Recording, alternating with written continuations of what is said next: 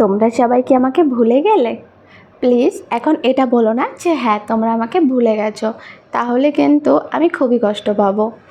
যাই হোক, good morning সবাইকে। কেমন আছো তোমরা সবাই? আশা করছি তোমরা সকলেই ভালো আছো, আর আমিও কিন্তু বেশ ভালো আছি। আর এই যে এতদিন পর তোমাদের জন্য চলে এসেছি একটা ভিডিও নিয়ে, তার জন্য কিন্তু একটু বেশিই ভালো আছি। কারণ কি জানো তো, ভিডিও করতে কিন্তু আমার খুবই ভালো লাগে। খুবই ভালো লাগের থেকে হয়তো একটু বেশিই ভালো লাগে, কিন্তু ভিডিও করে করে গ্যালারি তো ভরে রেখে দিয়েছি, কিন্তু কি বলো তো, সময়টা হ্যাঁ পাই হয়তো, কিন্তু সেভাবে সময়ও বার করতে পারি না। আর ঠিক না, ওই কি বলবো, মানে কাজ বাজ করার পর আর ইচ্ছাটা হয় না যে হ্যাঁ ভিডিওটা এডিট করি আর এডিট করে তোমাদের সঙ্গে শেয়ার করি। হ্যাঁ, ভিডিও শ্যুট করতে কিন্তু আমার খুবই ভালো লাগে, কিন্তু জানি না এডিট করতে গেলে কিন্তু খুবই আলিস্যি লাগে। কিন্তু কি আর করা যাবে, এই সমস্ত কিছু সাইডে রেখে আমার যে কাজটা করতে ভালো লাগে সেটা তো আমাকে করতেই হবে। এইসব অজুহাত দেখালে তো হবে না, তাই না? তো যাই হোক, সেদিন কিন্তু ছিল বৃহস্পতিবার। তো সকাল সকাল আমি কিন্তু ওপরের ঘরের কাজগুলো করে নিচ্ছিলাম। ওপরের ঘরের কাজ বলতে ঘর ঝাড় দেওয়া, ঘর মোছা। হ্যাঁ, যদিও ঘর মোছাটা কিন্তু আমি রোজ মুছি না, রোজ কি আমি ঘর মুছিই না বলতে গেলে। কারণ কি বলো তো, জলের থেকে না আমার একটু প্রবলেম আছে, যার জন্য আজ যে মাসিটা কাজ করে সে মাসিকে একদিন ওপরের ঘর মুছে দেওয়ার কথা, একদিন নিচের ঘর, কিন্তু উপরের ঘরটা একদিন পর একদিন মোছাটা ঠিক হয়ে ওঠে না।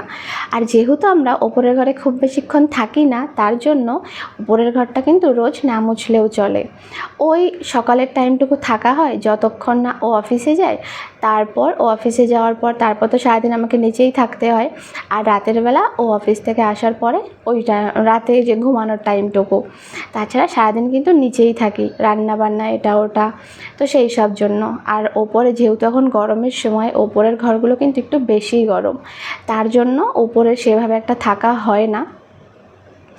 আর ঘর আমি মুছি না এই কারণ আমার জলে একটু প্রবলেম আছে, বেশি জলে ভিজলে না আমার ঠান্ডার একটু দোষ আছে, যার জন্য বেশি জলে আমি ভিজতে পারি না, মানে বেশি জল ঘাটাঘাটি আমি করি না। তো তার জন্য কিন্তু তোমাদের দাদাভাই আমাকে সবসময় বারণ করে যে হ্যাঁ তোমাকে মুছতে হবে না।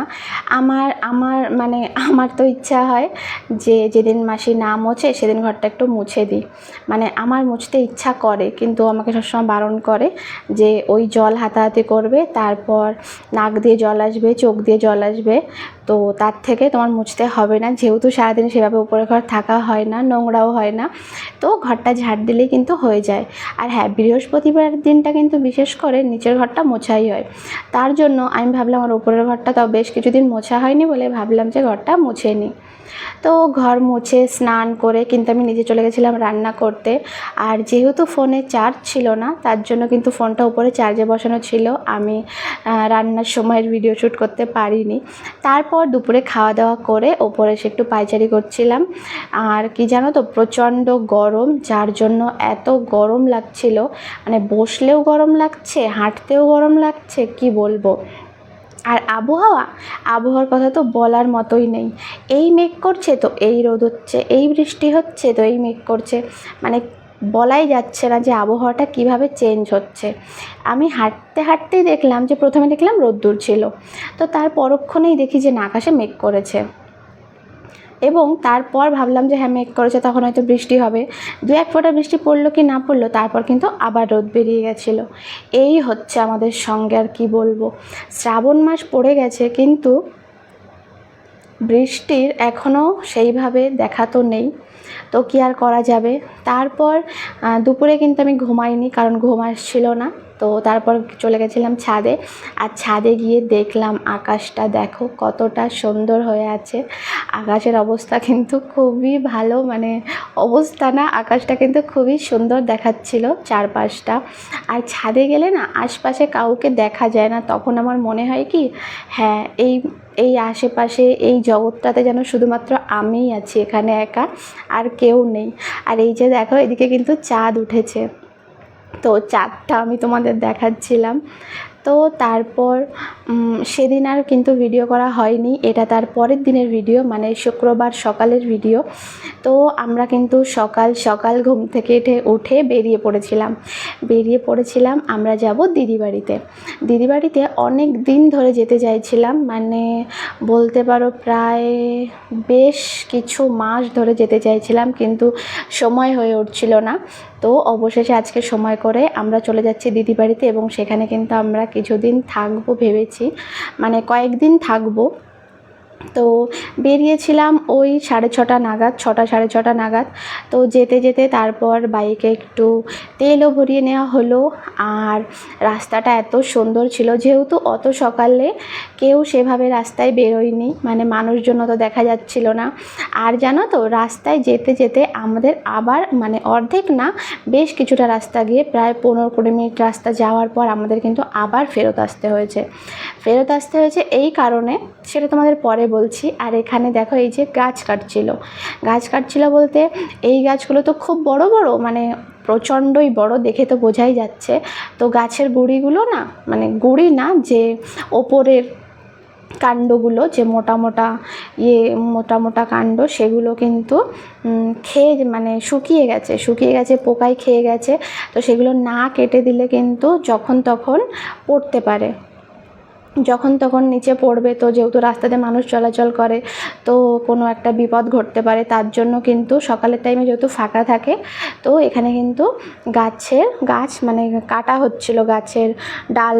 এই যে এই মোটা ডালটা, মানে ডাল কি গুঁড়ির মতোই দেখা যাচ্ছে, দেখো উপর থেকে তো মনে হচ্ছিলো কত সরু, কিন্তু এখানে কিন্তু অনেকটা মোটা দেখা যাচ্ছে। তো এবার বলি আমাদের কেন ফেরত যেতে হয়েছে, এই কারণ তোমাদের দাদাভাই দিদি বাড়ির থেকে ওখান থেকে আবার চলে যাবে অফিসে আমাকে রেখে। তো ও ড্রয়ারের চাবি কিন্তু আনতে ভুলে গেছে, অফিসের ড্রয়ারের চাবি।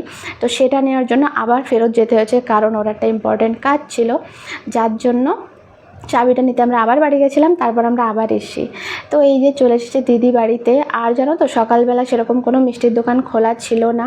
তারপর আমরা ঠাকুরনগর স্টেশনের পাশে একটা মিষ্টির দোকান খোলা ছিল, মানে একজন বলল যে ওখানে ওই দোকানটা হয়তো খোলা পাবে। তো ওখানে আমরা চলে গেছিলাম কিছু মিষ্টি নিতে, মিষ্টি, কোল্ড ড্রিঙ্কস এগুলোই নেওয়া হয়েছিল। আর এই যে এইটা হচ্ছে দিদির ছোট মেয়ে, পুচকো একটা সোনা। তো এই যে দেখো, ও কিন্তু খুব ছটফটে, খুব কথা বলে, কিন্তু প্রথমে দেখার পর তোর মুখ দিয়ে কথাই বেরোবে না, কিছুক্ষণ যাওয়ার পর তারপর আস্তে আস্তেও স্বাভাবিক হয়। মানে প্রথমে খুব লজ্জা পাবে, খুব মানে মনে হবে কি তোমাকে চেনেই না, এরকম একটা ভাব করবে। তারপর কিন্তু খুবই মিষ্টিও, খুবই ছটফটে, খুবই কথা বলে। আর এই যে ওর মাকে যে এত আদর করে, যেরকম ওর মাকে আদর করে সেরকম মায়ের কাছ থেকে কিন্তু আদর খায়, মানে মায়ের সাথে সবসময় কিন্তু চিপকে থাকে। যেরকম হয় না, টিকটিকি যেরকম দেয়ালে চিপকে থাকে, ওরকম কিন্তু ওর মায়ের সঙ্গে সবসময় চিপকে থাকে ও। আর হচ্ছে বড় সোনা ওখানে ছিল না। তো আমরা, দিদি যেহেতু রান্না করছিল তখন, মানে রান্নার জন্য জোগাড় যন্ত্র করছিল। আর এইখানে যে দিদিদের পাখি, এটা টিয়া পাখি।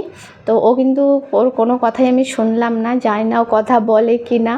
তো পাখি তো আমার খুবই ভালো লাগে, কিন্তু ওদের খাঁচায় আটকানো থাকে বলে না, একটু খারাপ লাগে। তো যাই হোক, তো তারপর কিন্তু দিদি রান্না করতে অনেকটা দেরি হয়ে গেছিলো, কারণ কি জানো তো, আমরা বসে বসে গল্প করছিলাম। তোমাদের দাদাভাই অফিস যাওয়ার পর আমরা এতক্ষণ গল্প করেছি, মানে দুপুরে রান্না দিদি বলছিল দিদি 1টা 1:30 নাগাদ খেয়ে নেয়। সেখানে জানো তো, রান্না করতে এসেছিলো দিদি, মনে হয় ওই 1টা 1:30 নাগাদ রান্না করতে এসেছিলো। যেহেতু গল্প করছিলাম সবাই মিলে, আর গল্প করতে করতে কিন্তু কখন সময় চলে যায় কিচ্ছু বোঝা যায় না। আর আমার কিন্তু দিদিদের বাড়িটা খুবই ভালো লেগেছে, এত ভালো লেগেছে যে বলে বোঝাতে পারবো না, মানে বাড়ির পরিবেশটা। আর এবার থেকে রোজ ডেইলি ব্লগ দেওয়ার চেষ্টা করব। তো তোমরা অবশ্যই আমার ভিডিওগুলো দেখো, আর ভিডিওগুলো তোমাদের কেমন লাগছে সেটা কিন্তু অবশ্যই আমাকে কমেন্ট করে জানিও। চ্যানেলে নতুন হলে অবশ্যই চ্যানেলটাকে সাবস্ক্রাইব করে আমার পাশে থেকো। দেখা হবে তোমাদের সঙ্গে নেক্সট একটা ভিডিওতে, ততক্ষণের জন্য টাটা।